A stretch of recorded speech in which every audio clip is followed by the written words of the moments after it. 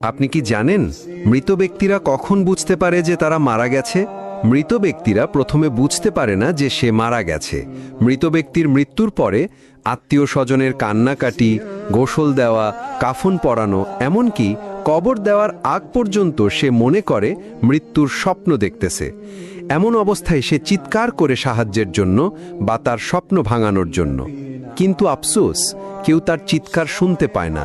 যখন সবাই তাকে দাফন করে চলে আসে, তখন মৃত ব্যক্তি একা হয়ে যায়। ঠিক তখনই মহান আল্লাহ তাআলা তার আত্মাকে পুনরায় তার দেহের মধ্যে ফিরিয়ে দেয়।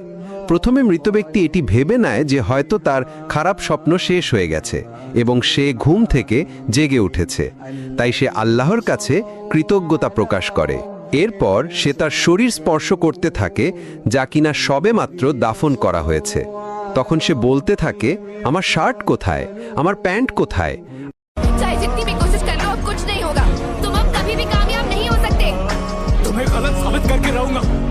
दिखा दूंगा कि मैं भी कामयाब हो सकता हूँ। हिम्मत देने की जगह मेरी हिम्मत तोड़ रही हो।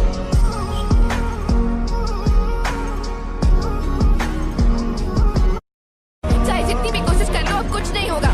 तुम अब कभी भी कामयाब नहीं हो सकते। तुम्हें गलत साबित करके रहूंगा। दिखा दूंगा कि मैं भी कामयाब हो सकता हूँ। हिम्मत देने की जगह मेरी हिम्मत तोड़ रही हो।